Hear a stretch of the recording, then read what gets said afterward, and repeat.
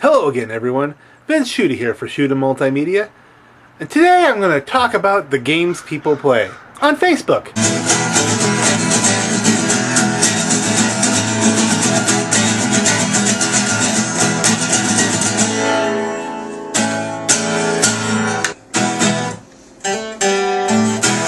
No, I'm not talking about, Mafiaville or Farm Wars or anything like that. I'm talking about the kind of word games that people put in their posts just to have something in their status. Most of them are cut and pasted because you saw it in someone else's status. It looked like a fun game to try with your friends. And usually they are fun games to try with your friends. For instance, one of the classic games of this genre is the What is Your Stripper Name game. That's where you take the name of your first pet as your first name, and then the street you grew up on as your last name. Yeah.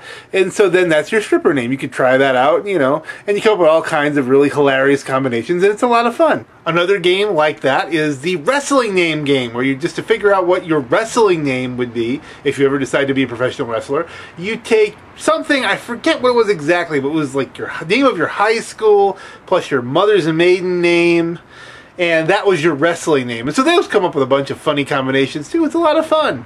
Other games are simply exploratory things to try and start conversations, like what city were you born in, A big one is what's your favorite movie. Now all these games appear on Facebook mostly because, someone saw them on another person's Facebook page and they said, oh, that's fun, and they copy it and paste it on their status, and then their friends comment and then they copy to their status.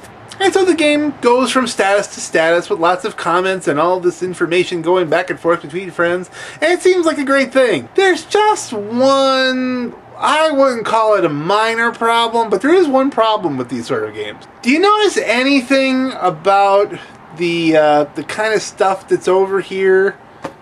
Anything jump out at you? Yes, you're right. These are all the answers to your security questions that you use on any sort of website, from your credit cards to your bank. All kinds of stuff that you have to give an answer to a security question for to either change your password or gain access to the website. You need the answers to these questions, and you've just posted them publicly. Now, am I trying to imply that your friends are trying to rip you off?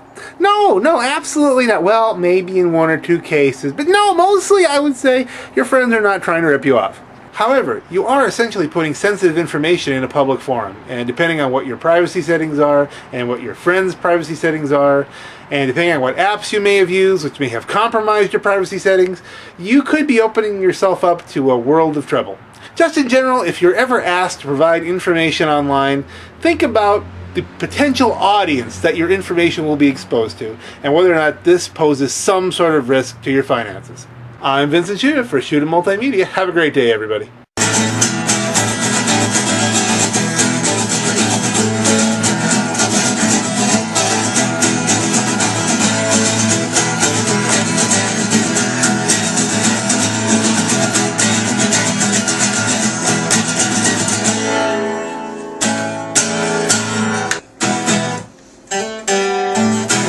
So if you ever want to be on the worldwide, whatever they call it now, I forget, I've lost track. They keep changing the names. Let's do that over.